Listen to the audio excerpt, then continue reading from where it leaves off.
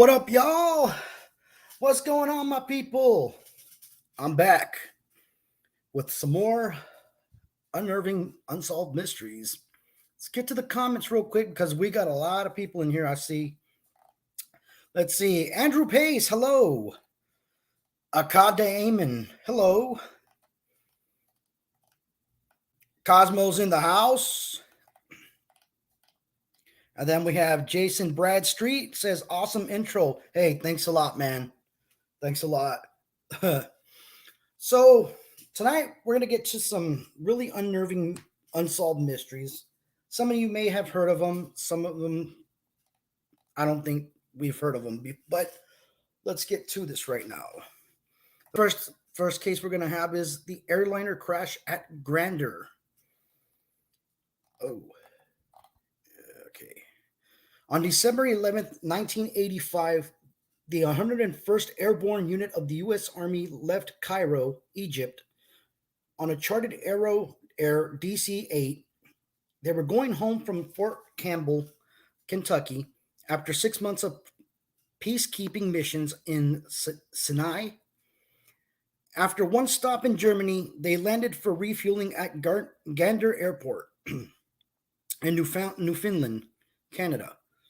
Just after takeoff, the DC-8 suddenly crashed, killing 248 soldiers. Wreckage was strewn over nearly a quarter mile. Almost immediately, a terrorist organization, Islamic Jihad, claimed responsibility, but U.S. Army officials quickly dismissed the possibility of terrorist involvement. Later, a Canadian board of inquiry stated that the ice on the plane wings had brought it down. However, four of the board's 9 members publicly disagreed, insisting that ice didn't cause that crash. To the 4 dissenting board members, the crash itself seemed highly irregular, unusually in takeoff crash. Large sections of the plane remained intact, many passengers can survive. The U.S. government strongly denies that either explosives or ammunition were carried as cargo. However, eyewitnesses report from the Cairo airport contradict the government's claim. They say that several large wooden boxes were loaded into the airplane. Many believe the boxes contained some type of classified weapons. One of the rescue workers, Harvey Day, said that he saw 5 wooden boxes at the Gander crash site. Day said he also saw an unusual pile of wreckage burning out of control. 2 firefighters were trying to put it out with water. Within weeks, Harvey and several other rescue workers began to complain of health problems. The symptoms sounded suspiciously like radiation poisoning. Robert Cox is the president of the Union of Canada Transport Employees. Harvey Day said he received some disturbing health news. According to one unnamed source, the U.S. government sealed its records of the crash for 70 years. However, several government agencies, including the Department of Defense and the National Transportation Safety Board, denied that such records exist. Doug Phillips is the father of one of the crash victims. Zona Phillips' stepson died in the crash, and U.S. government investigators did appear to behave strangely. For one thing, the crash site was bulldozed within 3 months. A highly unusual practice, the U.S. Army says it was done simply to discourage souvenir hunters. As a rule, downed airplanes are reassembled in order to study the crash. But a highly unusual move, authorities quickly buried wreckage from the Gander site in a dump. So, Psychomantium's in. Hey, what's going on? Dr. Douglas Phillips and his wife, Zona, were troubled by the officials' report. Their son died in a crash, and they formed an organization called the Families for Truth about Gander. I keep saying Gardner. And oh, we got more people in the house here. We got Henry Cuevas. What's going on? Connor, hey. Calvin, what's going on? Welcome. You're just in time. So, the Phillips requested several pieces of the wreckage were surprised when the government actually sent them. An expert hired to analyze the scraps claimed that the edges were bent outwards, showing that a blast had occurred inside the plane. For Doug Phillips, this meant only one thing. Dr. Phillips turned up one final telling fact. Autopsies revealed that many of the dead soldiers had a significant amount of carbon monoxide in their bodies. So they were gassed to death. And yeah, that the next story we got is the body on Somerton Beach. So the body on Somerton Beach in December 1948, a body was found on Somerton Beach in Adelaide, Australia. The body was of a man who was dressed impeccably in a suit with polished shoes, and his head was slumped against the wall. Authorities thought the case of death was heart failure, or more likely poisoning. However, during the autopsy, no trace of poison was found. And we got a call saying here, hey guys, thank you all for joining us tonight. Make sure you like, share, and follow, and smash that bell so you don't miss out where we go live. And make sure to head over out to Out of the Ordinary 2K22 and like and follow the page. Yes. All right. So yeah, they thought that the body was poisoned due to with heart failure. They thought it was heart failure. More likely, then they thought it was more likely poisoning. And we got Nadine in the house. What's going on? There wasn't a wallet or any type of identification on the man, and all the tags in his clothes were cut out. That is kind of strange. The fingerprints that the authorities took of him were also unidentifiable. They even put a photo of the body in the newspaper, and still no one could identify who the man was. 4 months later, after the body was found, detectives found a hidden pocket that was sewn on the inside of his trousers. The pocket was a rolled up piece of paper from a rare book called Rub. Oh man, it's a hard thing to spell. Rubaiyat. I want to say Rubaiyat. The piece of paper had the words "Tamam Shud," which I don't know what the hell that means, but we'll see what it is. On it, which means it has ended. Ah, here we go. It has ended. After months of looking for the exact book, authorities decide to bury the Somerton man without identification. Although a cast was taken of the bust and he was embalmed to preserve him. 8 months later, a man walked into the police station. He claimed that just after the body was found, he found a copy. Oh, excuse me. Whoa, where'd that come from? He found a copy of the Rubaiyat in the back of his car that he kept parked near Somerton Beach. He thought nothing of it until he read about the search in the newspaper article. Sure enough, the book had part of the final page that was torn and the matched piece of paper that was found in the Somerton man's trousers. Inside the book were phone numbers and some sort of strange code. The phone numbers led the authorities to a woman named Jessica Thompson, who lived nearby. During her interview, she was very evasive and even claimed that she was going to faint when she saw the bust of the Somerton man, but denied knowing him. However, she said she did sell the book to a man named Alfred Boxall. Unfortunately, Alfred Boxall was still very much alive at the time and still had the copy of the Rubaiyat that Jessica had sold him. The code that was found ended up being even more unhelpful, and as of today, has still yet to be cracked. To this day, the man on Summertown Beach has yet to be identified. So, the next case we go on to is the Wall Street bombing of 1920. During the lunch rush on Wall Street on September Day in 1920, a nondescript man driving a cart pressed an old horse forward in front of the USA office. Across from the JP Morgan building, he stopped his cart, got down, immediately disappeared into the crowd. Minutes later, the car exploded into a hail of metal fragments, immediately killing more than 30 people and injuring 300. The aftermath was horrific, and the death toll kept rising as the day wore on and more victims succumbed to their injuries. In the beginning, it was obvious that the explosion was an intentional act of terrorism. It was viewed as simply an accident.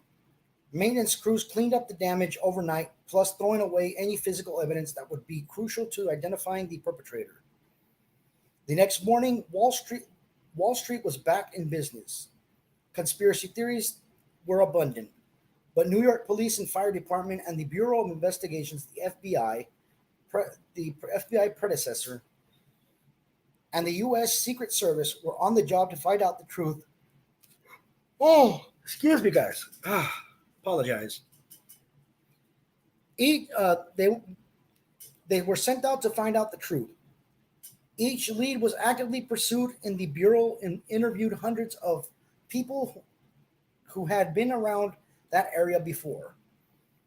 During and after the attack, but collected very little information. The few recollections of the driver and the wagon were vague and useless. The New York Police Department was able to reconstruct the bomb and its fuse mechanism, but there was much debate about the nature of the explosive. However, the most promising lead that came prior to the explosion, a mailman had found four crudely spelled and printed flyers in the Wall Street area from the group calling itself the American Anarchist Fighters. Hey, good day, Rob. Um, so it was from the American Anarchist Fighters that demanded the release of political prisoners. The letters seemed similar to the ones used the previous year in two bombing campaigns, which were led by Italian anarchists. The Bureau investigated up and down the East Coast to trace the printings of the flyers, but they were unsuccessful. Based on bomb attacks over, oh my God, what's wrong with me? I don't know.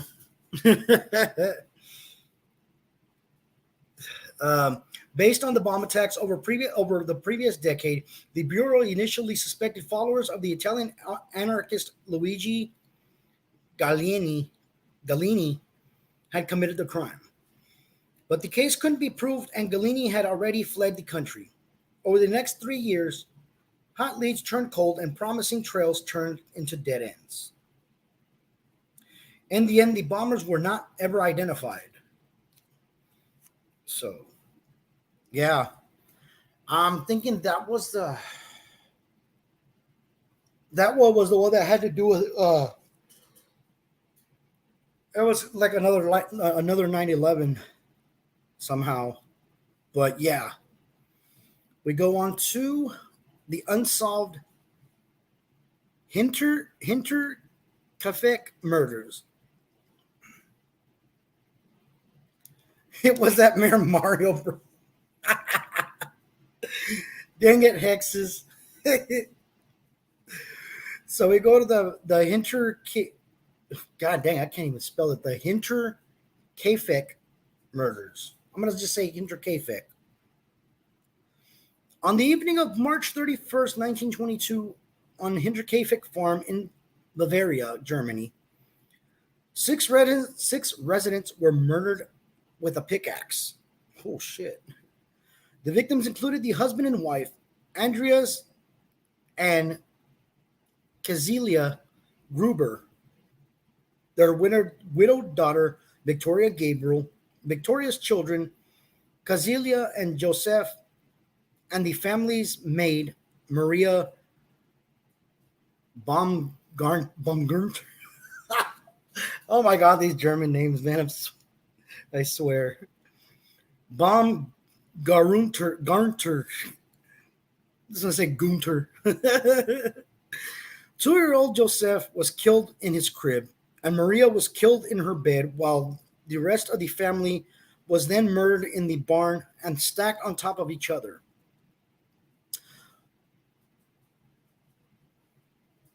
Baumgartner. Yeah, I guess that's how it's pronounced. Baumgartner. Hmm. Thanks, Aka. So, upon discovery, the authorities concluded that the murderer actually lived on the farm for 6 days after they committed the crime. Even after the family had died, cattle were still being fed, meals were being eaten in the kitchen, neighbors reported seeing smoke rising from the chimney, and the family dog was tied up to a post when the mailman came on Saturday. The bodies were discovered the next day. Oh, excuse me. And what makes this crime even more chilling was that Maria was actually hired the same day she was killed, replacing the previous maid who had quit 6 months earlier due to the house being haunted. She reported to the family of hearing footsteps in the attic and voices. Around the time of the previous Around the time the previous maid had quit, the Gruber family had also begun to hear voices from the attic. Andreas had also noticed a set of house keys had gone missing, an unfamiliar newspaper in the house that he had never seen before, plus scratches on the family's tool shed. tool shed. Tool shed? That tool shed? Like someone had tried to pick the lock and had to. Yeah, of course, they picked the lock to go whack off in the tool shed. Hans Gruber. Yeah, whenever I hear Gruber, I think of Hans Gruber. Gruber. So they saw that they tried to pick a lock. He also reported seeing a pair of unfamiliar footsteps leading from the woods towards the back of the entrance of the family's home. Despite repeated arrests, no murders have ever been found. No murderers have ever been found, and the files were closed in 1955. The house was demolished. So yeah, I heard of this case before, but this is the first time hearing the whole story of it. And yeah, so let's go on to the next one. The ghost ship of the Mary Celeste. On December 4th, 1872, a British American ship called the Mary Celeste was found abandoned and floating in the Atlantic Ocean. It was found to be perfectly seaworthy and with its cargo fully intact, except for a lifeboat, which appeared had been boarded in an orderly fashion. But why? We may never know because no one on board was ever heard from again. So, think that one. Which one are you talking about? The Mary Celeste, or are you talking about the Gruber family? Aka. Hi, Natalie. um, the Mary Celeste. I really don't know if there was a movie about it, but I'll look that up. Anyhow, yeah, and then Pogo says that he loves ghost stories. Yeah, that's what my show's mostly about: paranormal and extraterrestrial things. Connor's watching Child's Play. Interesting. Enjoy it. I'd be watching it too. So anyhow, um, the Mary Celeste set sail from New York bound to Genoa, Italy in November 1872. The ship was manned by Captain Benjamin Briggs and 7 crew members, including Briggs' wife and their 2 year old daughter. Supplies on board were set to last 6 months, and there were luxurious items on board, including a sewing machine and an upright piano. Historians and commentators generally agree to abandon such worthy ship. Some extraordinary and alarming circumstances may have arisen. However, the last entry on the ship's daily log reveals nothing unusual, and inside the ship, all appear to be in order. Uh, yeah, I heard that you guys do paranormal and stuff. That is freaking awesome. Yeah. I just tell stories, man. You guys do all the inside work. That's the shit right there. Is going in it and getting into that. Hi Tia, you're new here. Welcome. Glad to have you here. Hey, congrats. Y'all are on PBDC. Hell yeah. Glad to have you here.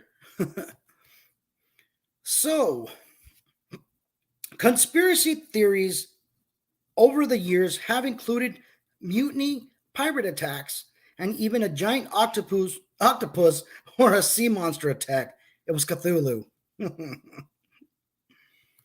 However, the cause behind this ghost ship remains unsolved. So, yeah. Now we go on to the next case, which is the Watcher House. So Pogo says it's fun and I get a rush from interactions from the ghost. Yeah, I bet. To the locker with ye. Arg.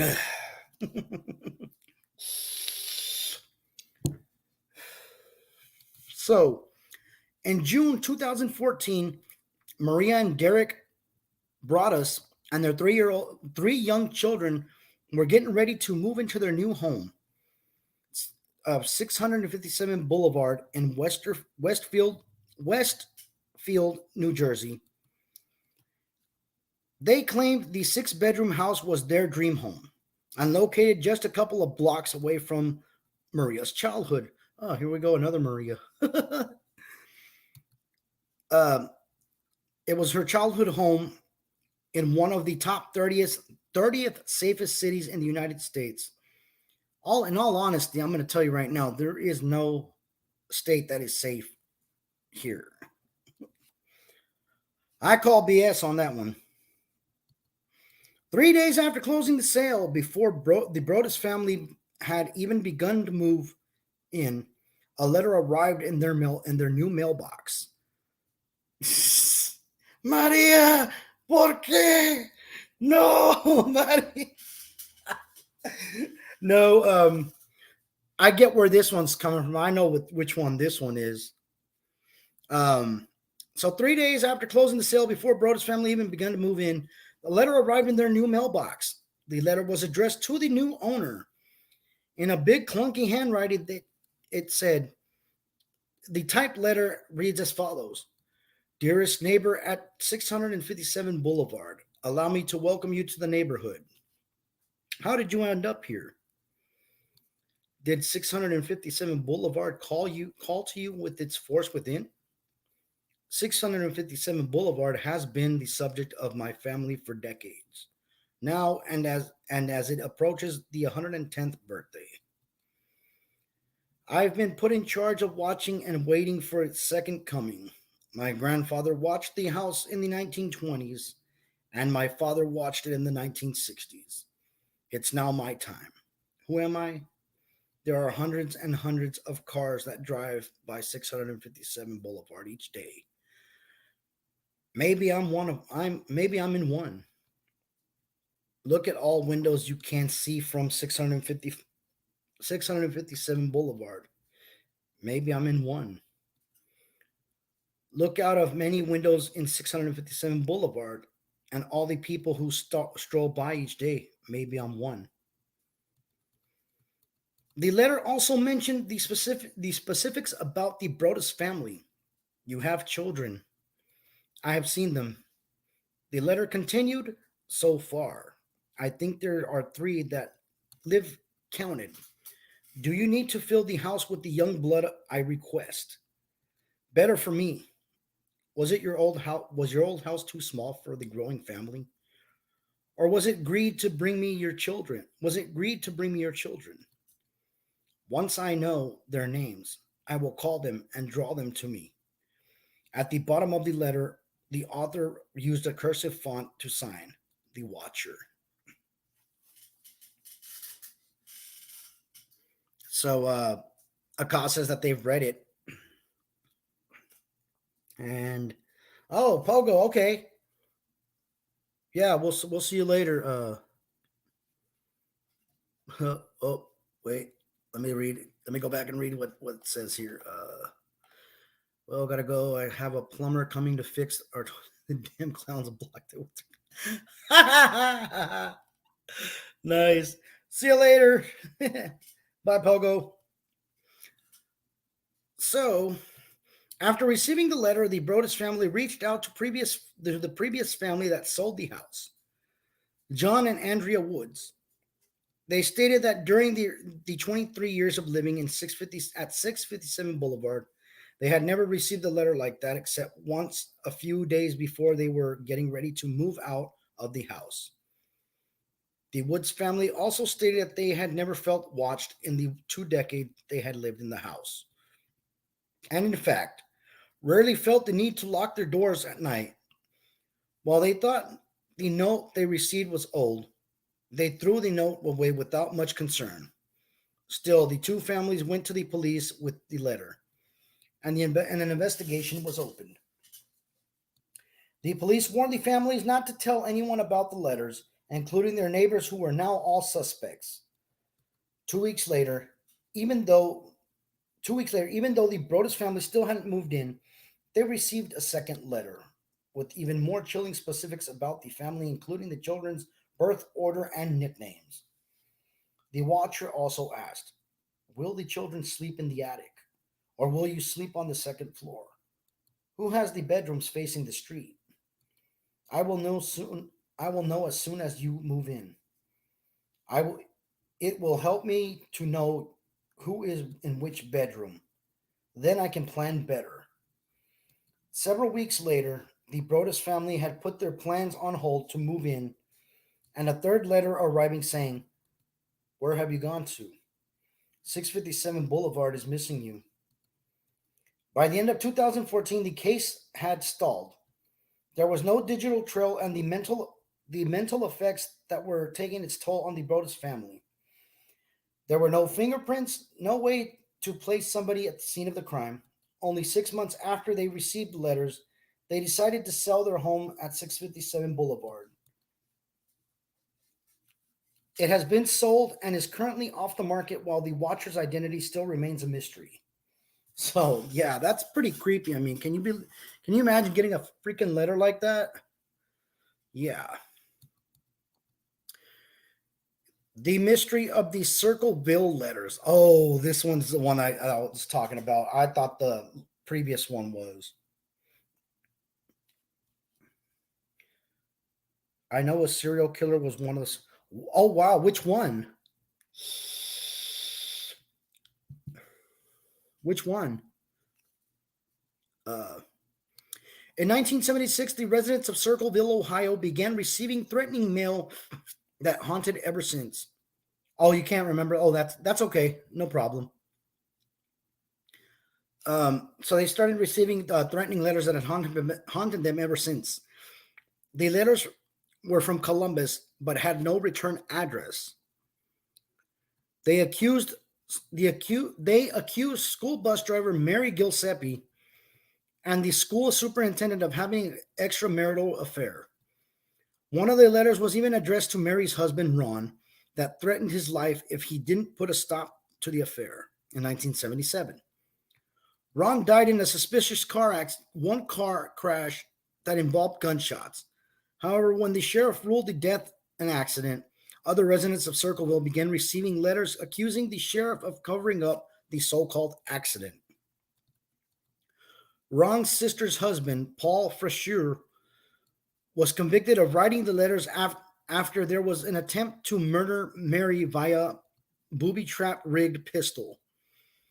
Even after he was thrown behind bars, the Circleville letters continued throughout the 1970s and the early 1980s. Fresh Hour, that's what his name is, Fresh Hour, uh, even received one in prison. In 1994, Fresh Hour was released and he claimed his innocence until his death in 2012. The true identity of the Circleville letter writer remains unknown still. So, yeah, um, I think that one. I think they're claiming that it's fake. That they think it's just some kind of hoax that happened, but who knows? Now let's take a trip to New Orleans, where we got the Axeman of New Orleans. See, our boxers just hugged away because I didn't let him. Oh wow. Yeah. And starting the Axeman of New Orleans, starting in 1918 and over the period of 18 months, the city of New Orleans was haunted by a serial killer known as the Axeman. The Axeman was the personification of the boogeyman, only attacking at night with a rumor to be and was rumored to be responsible for 12 attacks, 6 deaths.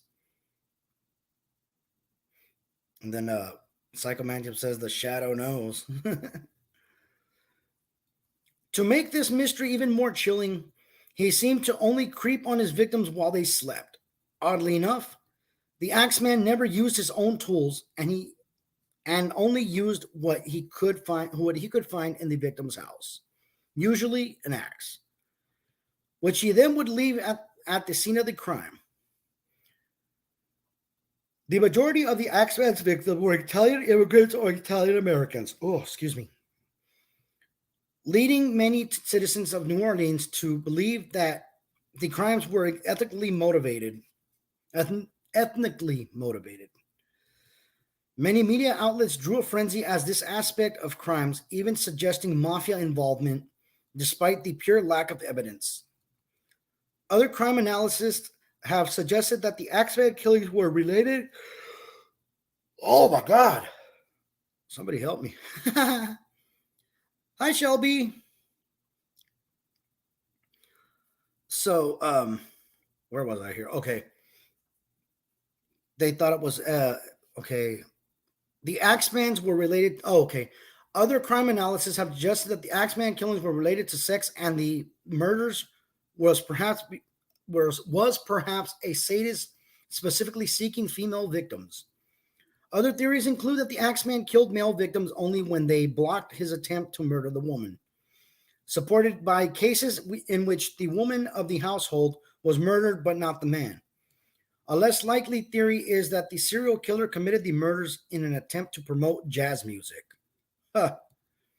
Suggested by a letter that the murderer himself was rumored to write, uh, which each stated that would spare the lives of those who played jazz in their home. The Axeman was never identified, and the murders remain unsolved. So, on to the next one: the death of the boy in the toy box. I'm sure we have all heard of the death of the boy in the toy box. So, on February 25th of 1957, a body of an unidentified boy was found in a box in an illegal dumping ground near Philadelphia, Pennsylvania. The boy was estimated to be around 4 to 6 years old, weighed about 30 pounds, and stood about 3'3". He was found naked, wrapped in a blanket. His hair was recently cut. His body was recently washed clean. There were small scars on his chin, groin, and left ankle, some of which proved he went through a small medical procedure. He was found with blunt force trauma to the head, that was determined to be the cause of death, and there were no witnesses. Oh my God, a car. Not even going to repeat that.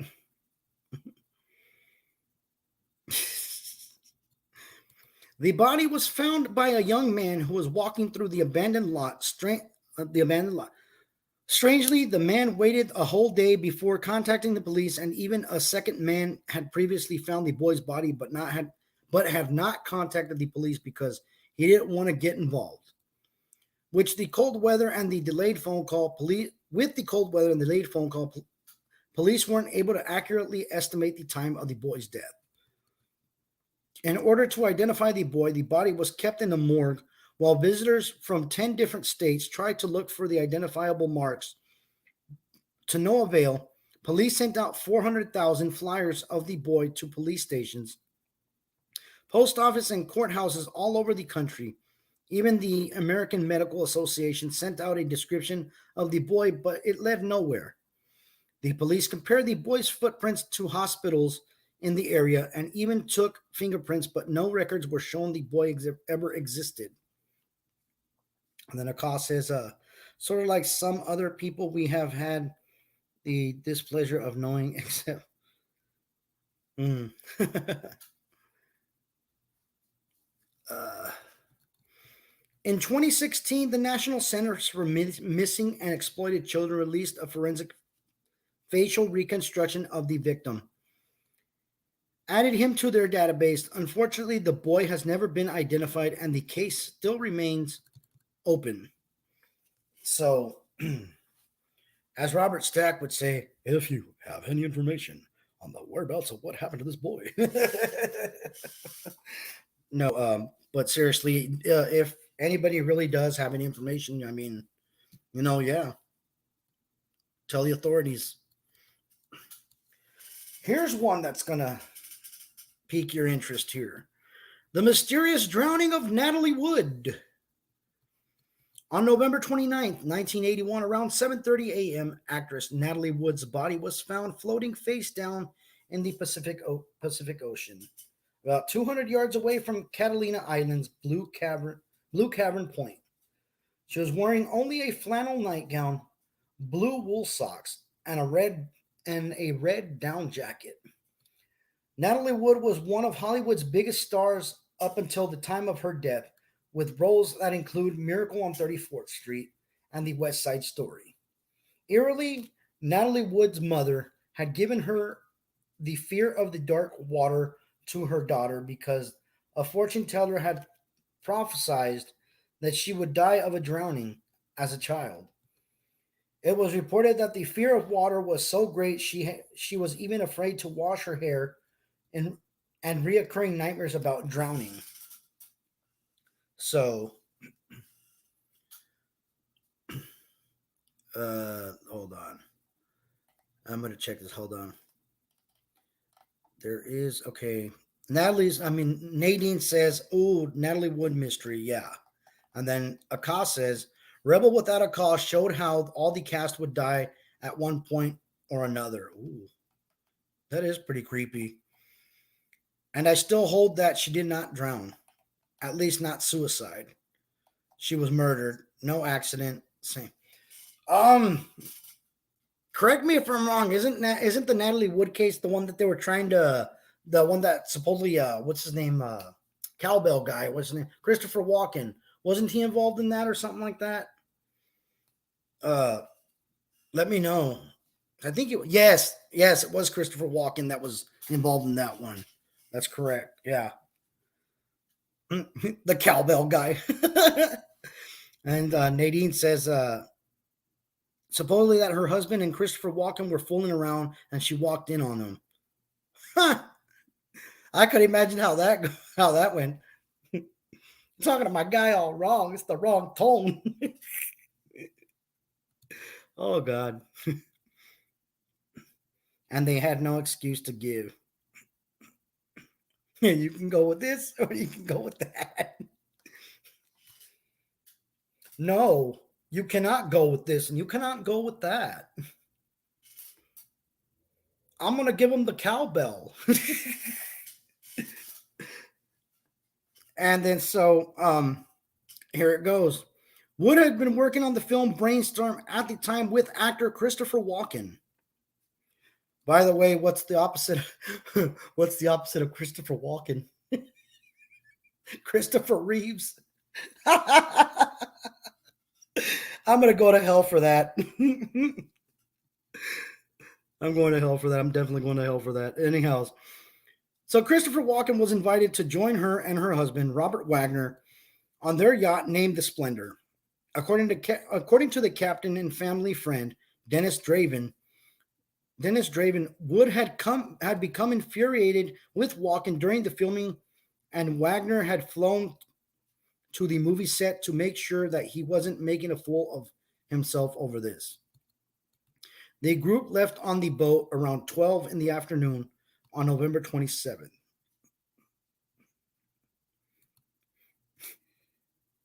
You're a cantaloupe. Everyone on the boat, including the captain, had been drinking for much of the weekend. On Friday night, Wood and Wagner had argued to the point where Davern became concerned and asked Walken to get involved. Walken refused to intervene and quoted as saying, "I never get involved in an argument between him and his wife." Like literally, I had to say that in his voice. It's like, never get involved in an argument between him and his wife. Davern ended up taking up Wood to the shore and at that to the shore that night using the ship's dinghy. The Prince Valiant and they slept at the hotel in Avalon. Next morning, they returned to the yacht and Wood agreed to spend the rest of the weekend on board. That afternoon, Wood and Walken went to the shore to begin drinking at Dug Harbor Reef and Saloon. They had much to drink, and their waitress reported Wood not eating much of her dinner and stumbling out of the restaurant when they were done. Wood and Walken. Wowie, wow, wow, wow. Hold the phone there. That sounds like a whiskey. Oops. So yeah, Walken and Wood boarded the dinghy and went back to the yacht around 10 p.m. A witness from the harbor patrol said they heard Wood scream about something. They brushed it off because she was intoxicated. Witnesses from a nearby boat claimed that they heard shouts around midnight. However, there was a party going on nearby and they thought it was from the party and didn't intervene. One of the witnesses, John Payne, said he heard a woman scream, "Help me. Someone help me," coming from the stern of the Splendor and potentially from a dinghy. He then thought he heard a man's voice. Say, "Okay, honey, we'll get you." But the tone was so mocking, which is why he thought the cries were associated with the party. According to Wagner, there was a nonviolent argument that broke out between him and Walken over politics. Wood wasn't involved and quickly became bored and assumedly went to bed. However, Wagner didn't realize she was missing until he went to go kiss her goodnight around 1:30. The Coast Guard was alerted and Wood was found floating 6 hours later about a mile away from the yacht, with the dinghy not too far from her. Los Angeles County Coroner Thomas Noguchi ruled the cause of her death to be accidental drowning and hypothermia. According to Noguchi, Wood had been drinking and she may have slipped while trying to reboard the dinghy. Wood's sister Lana expressed doubts, alleging that Wood could not swim and had been terrified of water all her life, and that she would never have left the yacht on her own by dinghy. To this day, her death remains a mystery. So, and then Akash says, wait, first Nadine says, "Quit playing with your dinghy." And then Akash says, "Yeah, I'm convinced that she was murdered by Wagner." I'm pretty sure she was. I wouldn't doubt it. So the next case, the Keedy Cabin Murders. On April 12th, 1981, in Keedy, California, the Sharp family had some friends went to sleep inside cabin 28 at the Keedy Resort Lodge. Sheila Sharp would wake up to find her mother, Sue, and her brother Johnny, and their family friend Dana Wingate, brutally murdered inside the cabin while her 12-year-old sister Tina was missing from the scene. Sheila only escaped the murders by sleeping at the friend's cabin next door. Surprisingly, they found Sheila's two younger brothers, Greg and Rick, and their friend Justin Smart asleep in another bedroom inside cabin 28 and safe. Tina's remains would be found by an anonymous tip. One on the third anniversary of the murders, her skull was found 50 miles away from Key in a different county. And Psychomantium says, "Why am I thinking about Evil Dead?" I guess because the cabin in the woods. um, there were only two suspects that the police examined: Marty Smart. Wow, where do they come up with these names? Marty Smart. Hi, my name is Marty Smart. So, anyways, oh, here's another one. Bo Boobity. Come on, man. These names have got to be fake, man. Bo Boobity, Marty Smart. Marty Smart was married to Marilyn Smart, and their parents was they were parents to Justin. I'm sorry, there's too many Smart. Marty was apparently an abusive husband since Sheila Sharp had just escaped an abusive relationship herself. There were reports that she was giving Marilyn some counseling. When Marty found out that Sheila was interfering in his marriage, he reportedly went ballistic. Soon after the murders, Marty left Keedy for Reno, Nevada. Law enforcement felt that the murders took more than one person to conduct, which is why they took Bo Boobity into questioning as an accomplice. Bo Boobity was also an ex-con. So, Psychomantium says, I went to high school with the Benjamin.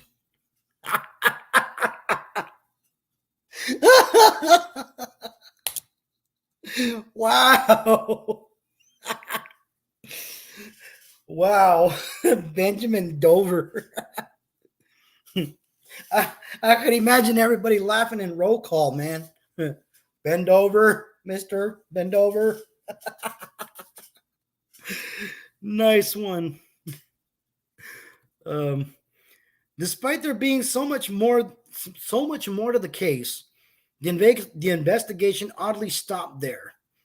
There was evidence that seemingly went unnoticed and people of interest that were not examined properly.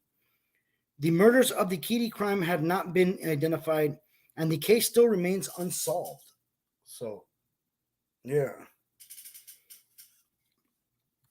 The Gardner Museum heist. On March 18th of 1990, the Isabella Stewart Gardner Museum in Boston fell victim to one of the greatest thefts in history. Only 13 pieces of art were stolen, but the combined value of those paintings was well over 500 million. So, Psychomantium says, I also went to school with what name? Apple. Someone named Cherokee. I think they were the product of hippies. Maybe so. Maybe so. Okay. On the night of the heist, two inexperienced guards were on duty. One of them was named Richard E. Abath. Would he be related to the guy from Immortal? Abath. Okay. Oh wow. Richard E. Richard E. Abath. Well, it's okay, it's ABB. But check this out. Richard E. Abath, who was a music school dropout part of a rock band. What fucking coincidence is that? Richard E. Abath, who was a music dropout and part of a rock band. By his own admission, he confessed that he would come to work drunk or stoned after a performance, though he insists he was sober the night of the robbery. Right, it's a bath. At 12:54 a.m., a fire alarm went off on the third floor of the museum. When Abath went to go investigate, there was no fire. Whether this was part of the thieves' scheme is unknown. At 1:24 a.m., two men dressed as Boston police buzzed the security desk where Abath was stationed. The men said that they were responding to a disturbance call and demanded entry. St. Patrick's Day parties were happening around the city, so the disturbance call made sense to Abath. The guard buzzed the men in to the employee entrance, which violated museum protocol. Then, when the men reached Abath behind the desk, one of them said, "You look familiar. I think we have a default warrant out for you. Come out here and show us some identification." Abath was tricked to leave his control desk and had only one button that would trigger the silent alarm. He was then instructed to face the wall as the man handcuffed him. The second guard then appeared and was also arrested. When the second guard asked what he was being arrested for, one of the men replied, "You're not being arrested. This is a robbery. Don't give us any problems and you won't get hurt." Don't give us any problems and you won't get hurt. Oh, man. 81 minutes later, the thieves made out with 13 timeless works of art. They cut Rembrandt's Christ in the Storm on the Sea of Galilee and a lady and gentleman in black from their frames, removed Vermeer's The Concert and Flink landscape with an oblique. Dude, who names these paintings freaking long ass names? Like, what the hell? I will send you to Jesus. Anyhow, I'm not reading all the damn names. So they pulled the Chinese bronze goo or breaker from the table, took a small self-portrait etching by Rembrandt from the side of a chest. In a museum today, empty frames now stand where the paintings were hung and in remembrance. The thieves have yet to be caught, and the location of the art pieces is still unknown. The Isabella Stewart Gardner Museum has set a $10 million reward for the information leading on the recovery of the stolen works. So, yeah, $10 million, man. We all need to get hustling, man, if we want to make them 10 millions. Let's find out who it is. Anyways, guys, that's my show for today, for tonight, for the evening, whatever you want to call it. But it was glad to be back. I love you guys. And remember, stay out of the ordinary.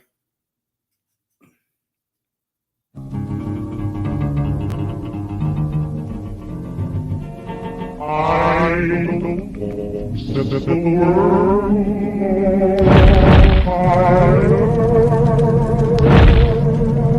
I don't know,